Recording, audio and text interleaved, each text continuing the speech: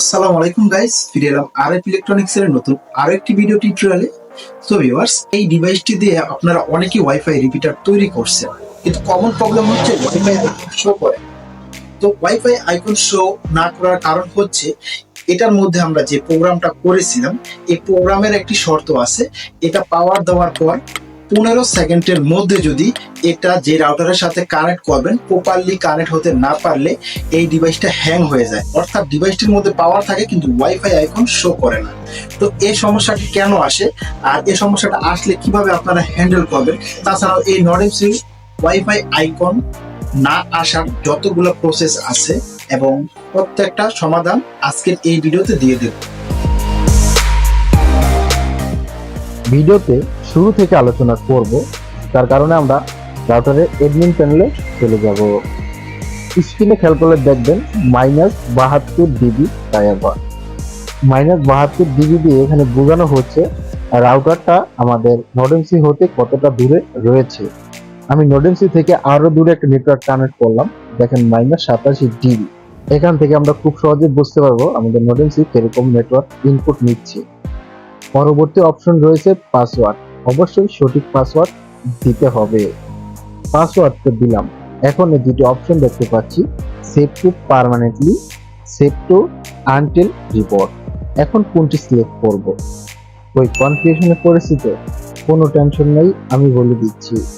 2 number option যখন select করবেন, যখনই লোডশেডিং হবে বা নর্ডএমসিটা বন্ধ করবেন, তখনই আমাদের পাসওয়ার্ড এসএসআইডি অটোমেটিকলি রিসেট হয়ে যাবে। এবং 1 নাম্বারটি যদি সিলেক্ট করেন, এটা সব সময়ের জন্য পার্মানেন্টলি সিলেক্ট হয়ে যাবে, এটা কোনোভাবেই রিসেট হবে না। আর অবশ্যই পাসওয়ার্ড যাতে ভুল না হয় সেদিকে খেয়াল রাখবেন। যদি পাসওয়ার্ড ভুল দেন তাহলে আমরা এই রিপিটারে ওয়াইফাই সিগন্যাল পাবো না। এটা সমাধানটা একটু বড়, ভিডিও শেষে বলে দেব। এখানে যে অ্যাপ্লাই বাটন দেখতে পাচ্ছেন, এখানে চাপ দিলে আমাদের কাজ শেষ।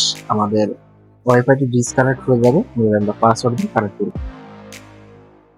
আমাদের রিপিটারটা প্রোটেকশন দেওয়ার জন্য আমরা পুনরায় অ্যাডমিন প্যানেলে যাব এবং এখানে একটি এসএসআইডি দিয়ে দেব।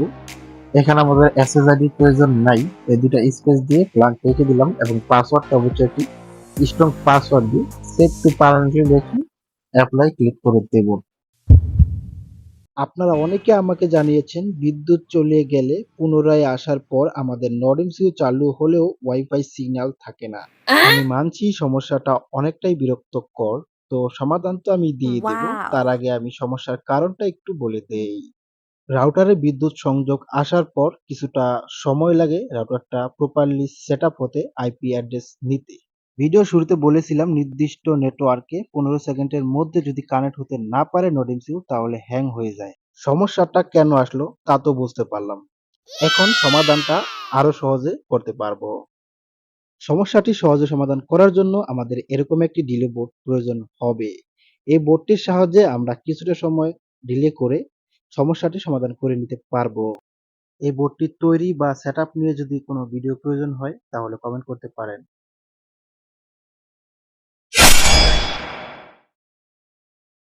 ভাই, আমার রাউটারের পাসওয়ার্ড চেঞ্জ করার পর আমার রিপিটার কাজ করছে না।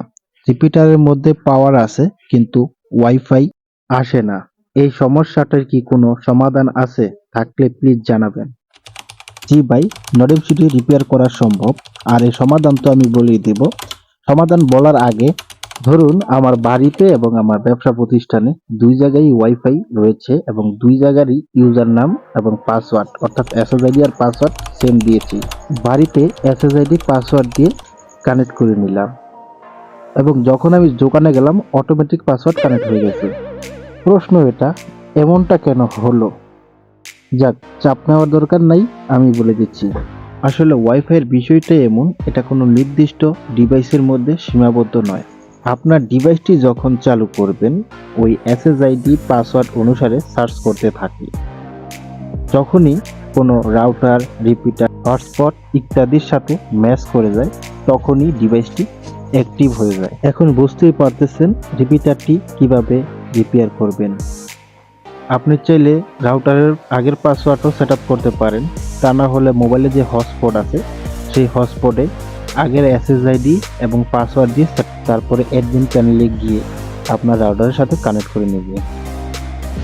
এখন সবচাইতে গুরুত্বপূর্ণ বিষয়টি আলোচনা করব। আমরা যখন দ্বিতীয়বার রিপিটারের পাসওয়ার্ড সেটআপ করতে যাই, তখন আমরা এরকম দেখতে পাই যে উপরে আমাদের এসএসআইডি দেওয়া আছে, নিচে পাসওয়ার্ড দেওয়া আছে। আমরা মনে করি যেখানে পাসওয়ার্ড তো রয়েছে, আমরা অ্যাপ্লাই বাটনে ক্লিক করে দিই, অথবা পাসওয়ার্ডটা আমরা অনেকেই ভুল দেই, আর ভুল দেওয়ার পর নো ওয়াইফাই প্রবলেমটি চলে আসে, যার কারণে গত ভিডিওতে বলেছি পাসওয়ার্ড ভুল দেওয়া যাবে না। আর হ্যাঁ, এটাও বলেছি যে এটা রিপিটারে ব্যবহার করা যাবে না, অন্য কোনো কাজে ব্যবহার করা গেলেও। কিন্তু আপনাদের রিকোয়েস্টে আজকে এর সমাধান নিয়ে চলে এসেছি, যেগুলো ফলো করলে আপনারা এই সমস্যা থেকে বেরিয়ে আসতে পারবেন। তো স্টেপ বাই স্টেপ আমি বলে দিচ্ছি। নাম্বার 1, পূর্বে যে বিন ফাইলটি আপলোড করছিলেন সেই বিন ফাইলটি পুনরায় আবার আপলোড করে দেখুন। নাম্বার 2, প্রথম প্রক্রিয়া যদি কাজ না করে, দ্বিতীয় প্রক্রিয়ায় প্রথমে আমাদের নডিমসির মধ্যে ফ্ল্যাশ ফাইলটি আপলোড করতে হবে, তারপর পুনরায় আবার বিন ফাইলটি আপলোড করে নিতে হবে। নাম্বার 3, যাদের 2 নাম্বার অপশনটি কাজ করেনি তারা কোডিং লিখে প্রোগ্রামটি আপলোড করে দেখতে পারেন। আশা করা যায় আপনাদের সমস্যাটি সমাধান হবে। আর সহজেই মোবাইল দিয়ে করতে হলে আরডিনো আইডির সাহায্যে করতে হবে। আর আমি কোডিং সহ বিন ফাইল, ফ্ল্যাশ এবং রিপিটার ডেসক্রিপশন বক্সে দিয়ে দেব। কোড আপলোড করার পূর্বে আপনাদের ছোট্ট একটি কাজ করতে হবে। রাউটারের এসএসআইডি পাসওয়ার্ড এবং আপনাদের রিপিটারের এসএসআইডি পাসওয়ার্ড কি হবে তা লিখে দিতে হবে। আর যদি এই সম্পর্কে ভিডিও চান কমেন্ট করে জানাতে পারেন। নাম্বার 4, এইটা ফুল নডিমসিউ ডিভাইস এবং এটার মধ্যে যেই একটা চিপ দেখতে পাচ্ছেন, এটা হচ্ছে মূল আমাদের আকর্ষণ। চিপের উপরে টিনটি উঠালে আমরা এরকম দেখতে পাবো। এখানে 4টি করে 8টি পিন একটি আইসি দেখতে পাচ্ছি। মূলত এটাই হলো বায়োস ইপ্রোম আইসি। মূলত আমরা যে প্রোগ্রামই আপলোড করি এটার মধ্যেই সেভ হয়ে থাকে। এখন যদি এটা থেকে আমরা ফ্ল্যাশ করতে পারি তাহলে সমস্যা সমাধান হয়ে যাবে। আর এটি ফ্ল্যাশ করার জন্য এরকম একটি প্রোগ্রামার প্রয়োজন। এখন প্রশ্ন, এই প্রোগ্রামার তো আপনাদের সবার কাছে নেই। এখন সমস্যা কিভাবে সমাধান করবেন? বাজার থেকে এরকম আইসি কিনতে পাওয়া যায় 25Q সিরিজ, 25Q32। নাম্বার 5, উপরোক্ত যে বিষয়গুলো আলোচনা করলাম এতক্ষণে যদি আপনারা সমাধান করতে না পারেন তাহলে আপনাদের জন্য 5 নাম্বার পয়েন্টটি, আপনারা এই ডিভাইসটি 150 টাকার মধ্যে ক্রয় করতে পারবেন দারাজ বা লোকাল ইলেকট্রনিক শপ থেকে। শুধুমাত্র এই ডিভাইসটি কিনেই আগের নডিমসির সাথে অ্যাড করে প্রোগ্রাম করে আবার নতুন করে ব্যবহার করতে পারবেন। আপনার যদি নডিমসি সম্পর্কে আরও জানার প্রয়োজন হয় তাহলে আপনারা এই ভিডিওটি দেখতে পারেন। ভিডিও ভালো লাগলে একটি লাইক করতে পারেন, চ্যানেলটিকে সাবস্ক্রাইব করতে পারেন। দেখা হবে নতুন কোনো ভিডিওতে। সে পর্যন্ত ভালো থাকবেন, সুস্থ থাকবেন। আল্লাহ হাফেজ।